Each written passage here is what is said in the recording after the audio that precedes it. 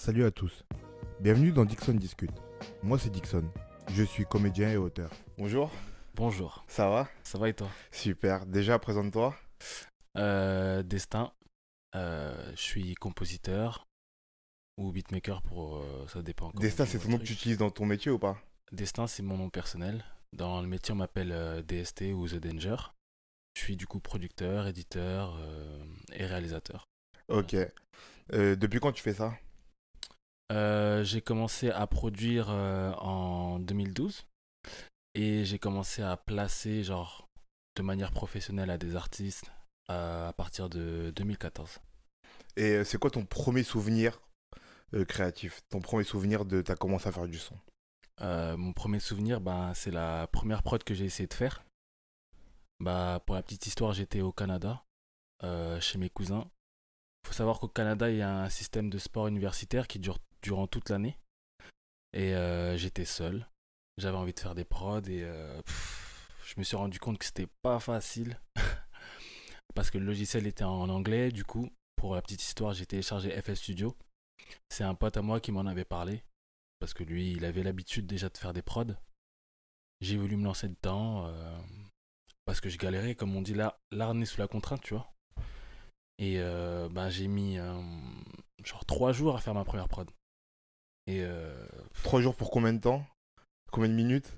ouais, après les prods, c'est en général 3-4 minutes. Ok. Mais c'était intense, quoi. Genre, c'était de la recherche, de la documentation, enfin, documentation plus. Regarder des tutos, des astuces sur internet.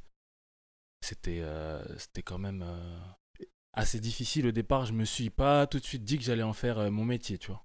Et elle est venue d'où l'envie de faire des prods? Je pense que, après, pour ma part, je pense que j'ai toujours eu ça en moi. Genre, quand j'entendais des prods à l'époque de rappeurs plus ou moins connus, bah, j'avais déjà envie d'enlever leur voix pour juste écouter la prod et ressentir tout ce que j'avais envie d'entendre en dehors des voix. Et j'ai toujours eu une attirance une sensibilité pour les prods en général. Et comment tu passes de je veux faire des prods parce que j'aime bien la musique à je veux vraiment faire un métier? Avec toutes les difficultés que tu viens de dire, que c'est en vrai c'est compliqué de le faire. Je pense qu'à partir d'un certain moment, bon, déjà, il faut être bah, rigoureux et constant. À partir du moment où tu en fais ta passion, c'est-à-dire que même si t'as pas la vocation d'en faire ton métier, tu as la vocation d'être bon, je pense, dans peu importe ce que tu fais, que ce soit du tennis ou quoi. Et à partir de ce moment-là, ben, soit tu as comme un déclic, ou soit tu es juste confronté à certaines opportunités que tu as envie de saisir. Et je pense que c'est une réflexion personnelle de se dire, bah, à ce moment T de ma vie, je décide de faire le grand pas et de pourquoi pas tenter une aventure vers quelque chose de plus sérieux, quoi. Et Et tu m'as dit que tu disais un truc intéressant, c'est que une fois que ton son il est lancé, il t'appartient plus. ouais, J'ai l'impression que pour vous, les compositeurs, je dis compositeur pour qu'on sépare producteur au sens le mec qui met l'argent ouais, ouais, et ouais. qui aide à produire du mec qui parce que pour Compose. les non initiés, producteur c'est pas comme nous on Ouais, l'entend, ouais, tu ouais. vois. Du coup, j'ai l'impression que pour vous les compositeurs, le morceau il vous appartient plus déjà longtemps avant qu'il arrive au Ouais, ouais, public. très longtemps. Très, très longtemps avant. À partir du moment où l'artiste pose sa voix et bah, décide de commercialiser bah, le son, bah, il t'appartient limite plus, tu vois, parce que là, je vais pas parler pour moi, parce que moi, je vois en général tous les artistes et j'influe sur ce qui se fait sur mes productions. Dieu merci, tu vois, parce que bon, j'en suis quand même où j'en suis. Et je vois les artistes, j'ai un certain poids et je peux plus ou moins guider des artistes pour qu'ils fassent quelque chose de... Excuse-moi, je te coupe. Ça, c'était une volonté à la base, ça, de pouvoir toujours avoir la main sur, enfin la main entre guillemets sur ce que l'artiste va faire de ce que tu lui as composé. C'est pas une volonté à la base, mais quand tu deviens connu et que tu es un gage de qualité parce que tu as fait des morceaux qui marchent et qu'on t'appelle pour un certain créneau et pour tout simplement bah, avoir ta patte, bah, tu es légitime en fait. Parce que le mec, il t'appelle pour ce que tu sais faire. Donc, de base, il a envie de s'entourer de toi et de ton savoir-faire et pourquoi pas t'écouter sur telle idée d'interprétation, tu vois. Ça s'appelle vraiment de la réalisation. Et tous les compositeurs ne sont pas des réalisateurs, tu vois. C'est un autre métier qui n'est pas vraiment connu du grand public, ni les gens n'arrivent pas à faire la dissociation entre un compositeur et un réalisateur artistique, mais quelqu'un qui guide un artiste, interprète dans ses choix, euh, dans sa diction, dans l'interprétation, dans la structure des morceaux, dans une gimmick, bah c'est un réalisateur, tu vois. Et c'était pas voulu de devenir réalisateur, mais moi de base, je bosse beaucoup avec un ami qu'on a en commun qui est artiste TH. Depuis que je suis tout petit, je l'accompagne en studio. Depuis que je suis tout petit, ben, je l'aide, tu vois, dans sa manière d'écrire, dans sa manière d'interpréter, dans sa manière de faire les choses, de choisir les morceaux. Donc, c'est quelque chose que j'ai fait depuis longtemps et que je retrouve aujourd'hui à un autre niveau, tu vois, avec des artistes qui sont 100 fois plus connus, mais c'est la même démarche. Ce que je fais avec TH, je peux le faire avec SCH, je peux le faire avec Maes, je peux le faire avec tout le monde, tu vois. Et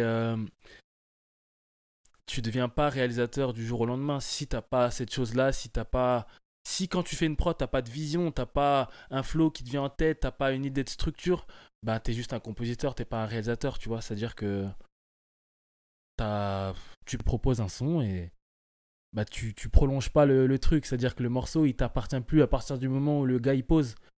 Alors que moi ce que je cherche à faire c'est que bah, le morceau il m'appartienne un peu plus longtemps, tu vois. C'est-à-dire que je propose à l'artiste, que ce soit une top line, que ce soit une idée de flow, ben, si l'exécution est là, si le mec le fait et que ça sort tel que je l'ai imaginé pour l'artiste, ben, c'est une autre satisfaction encore, tu vois, au-delà de faire des prods. Tu vois ce que je veux dire? Ouais, je vois très bien.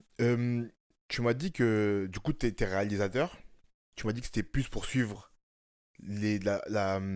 la vie du son et pas l'abandonner comme à l'accoutumée vous le faites, vous les compositeurs, tu Ouais, vois. absolument. Mais est-ce que ça, c'est peut-être inconsciemment, tu vois, mais c'était pas aussi pour pousser ton objet créatif plus loin, tu vois, dans le sens où une fois que tu as composé le son, ça y est, toi, tu as rendu ton travail de créatif.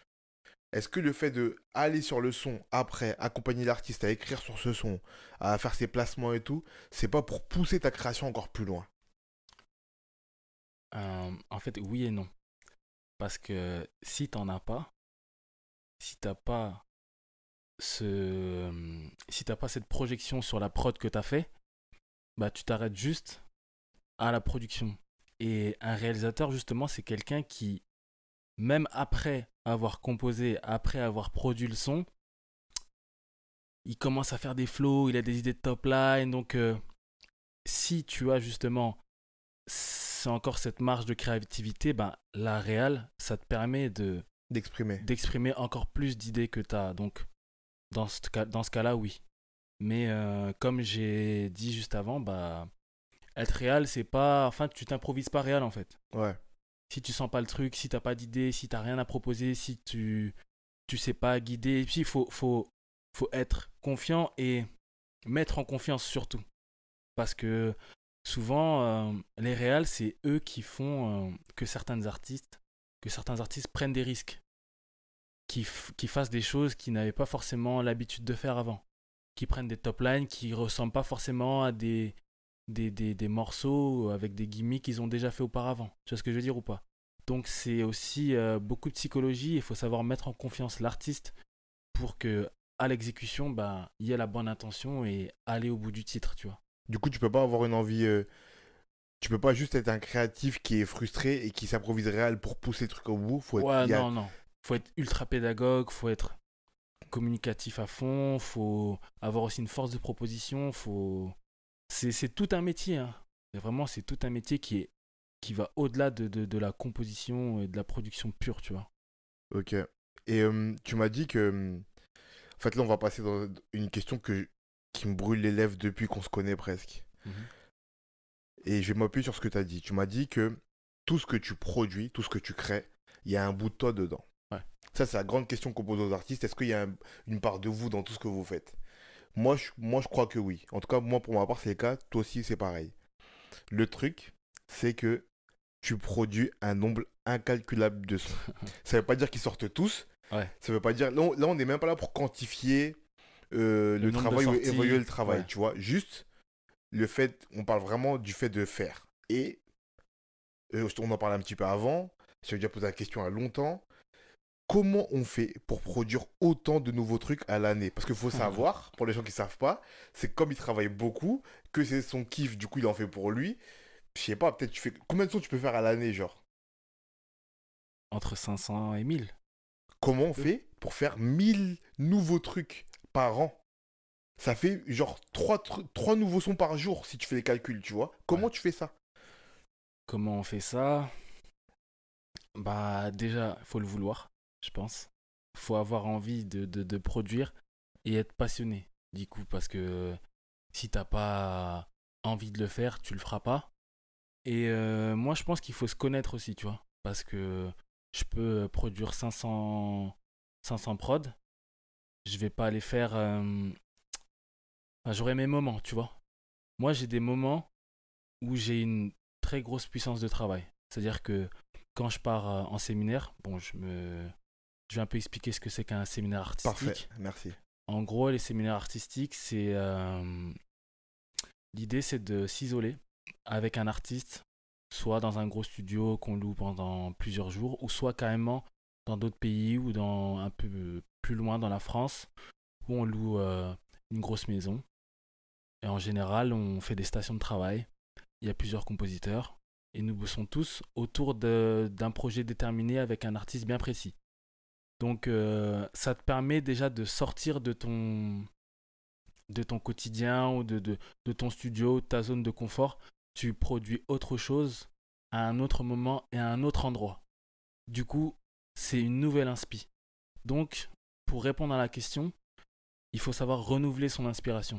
Tu vois ce que je veux dire ou pas? Donc, soit en modifiant ses conditions de travail, soit en modifiant ses habitudes. C'est-à-dire que là, c'est pas des conditions, c'est-à-dire que c'est ses habitudes. C'est-à-dire que quelqu'un qui commence d'habitude par faire la mélodie, il peut commencer par faire des drums à un moment donné. On ne sait pas pourquoi, mais peut-être que ça peut faire naître autre chose. Et il y a autre chose que je voulais dire que j'ai oublié. C'est pas grave, ça arrive. Et ah oui, ça me revient. Il faut aussi s'entourer et aller chercher euh, l'inspi des autres. Pas dans le sens où voler, mais il faut apprendre des gens qui t'entourent, apprendre des gens que tu trouves chauds, en fait. Faut se mettre en danger. Faut qu'à un moment, tu te remettes en question et que tu dises, ah putain, là, le mec qui est en face, là, il est trop fort. Ça aussi, après ça, c'est une remise en question, c'est aussi de l'humilité et un travail sur soi-même. Mais à un moment donné, il faut réussir à se dire et à passer le cap de se dire que le mec qui est en face de toi, soit il est plus chaud que toi, soit il sait faire un truc que toi tu sais pas faire, et pourquoi pas collaborer avec lui ou apprendre tout simplement, tu vois. Vous n'êtes pas obligé de faire un son ensemble, mais au moins tu vois comment il taffe, tu lui poses deux trois questions, tu lui donnes des conseils, il t'en donne aussi, et il n'y a que comme ça que tu prolonges bah, déjà ta créativité, que tu la renouvelles et que tu peux faire des nouvelles choses, tu vois, parce que tout au long de l'année, ce qui est bien avec les compositeurs, nous on taffe avec plein d'artistes. Donc aujourd'hui, il n'y a pas qu'un type de rap. Il y a le rap bresson, il y a du rap un peu plus chill, il y a du rap très chanté, il y a de la drill, il y a ce qu'on appellerait genre de la zumba, il y a le rap de Marseille, tu vois. Donc nous les compositeurs, on est amenés à voir beaucoup d'artistes plus ou moins différents. Du coup, eux-mêmes, ils contribuent au fait qu'on est obligé à un moment de renouveler son inspiration, changer ses habitudes de travail pour proposer des nouvelles choses parce que on doit répondre à beaucoup de briefs différents. Tu vois ce que je veux dire ou pas? Mhm. Donc, même s'il y a un travail qui est personnel, l'industrie veut aussi que tu sois polyvalent et que tu proposes de nouvelles choses parce que tu peux travailler avec l'artiste le plus bresson du monde. Tu le vois en session, t'es pas à l'abri qu'ils te disent oh aujourd'hui je veux pas rapper, je veux chanter. Et si toi t'as pas dans ton ordinateur un son qui se prête à la mélodie et au chant ou à l'autotune, bah t'es tuba quoi. Ah, Alors, là, tu touches un point que je voulais aussi aborder.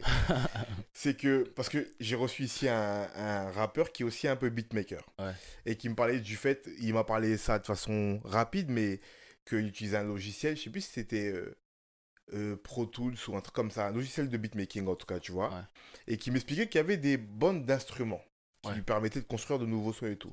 Comme c'était pas son métier initial, j'ai pas beaucoup creusé, mais je ouais. peux le faire à plus avec toi.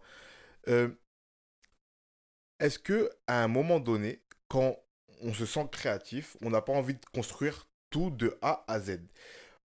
Je m'explique. Moi, j'ai l'impression, pour pas du tout dénigrer ton métier, tu vois, que quand tu te sers d'une base de données qui est déjà dans le logiciel, c'est comme si tu construis une maison, mais qu'on te donnait déjà les piliers, tu vois, et qu'on te disait, bon, on a déjà fait les piliers, tu peux les placer comme tu veux, tu peux en faire ce que tu veux, construire un château ou une villa, c'est ton choix, mais les piliers sont déjà là. Mm. Et j'ai plus l'impression que quand tu joues des instruments, que tu construis tout de A à Z, c'est comme si tu fais toi-même ton ciment pour aller mouler tes piliers et compagnie. Les deux sont créatifs, Ouais. les deux ont une liberté quand même, tu vois, mais il y a quand même une différence. Comment tu vois ça, toi? Du fait que toi, tu joues pas d'instrument, par exemple, Mhm. tu vois, comment tu perçois ça? Bah, comment je perçois ça? Bah, c'est. Bah, déjà, faut vivre avec son temps. Bah, eh, enfin, en fait, c'est une manière de. C'est une autre manière de produire. C'est d'autres possibilités de production qui rendent bah, le rapport à l'art plus simple et plus accessible, pardon, tu vois. C'est-à-dire que je suis pas obligé d'avoir fait du conservatoire ou d'avoir un violon, quatre violons, six pianos pour faire une instru, tu vois. C'est aussi une manière d'avoir un meilleur ratio, tu vois. Un meilleur gain, meilleur temps de travail, donc tu peux faire plus de choses, tu vois. C'est une question de rentabilité aussi, genre.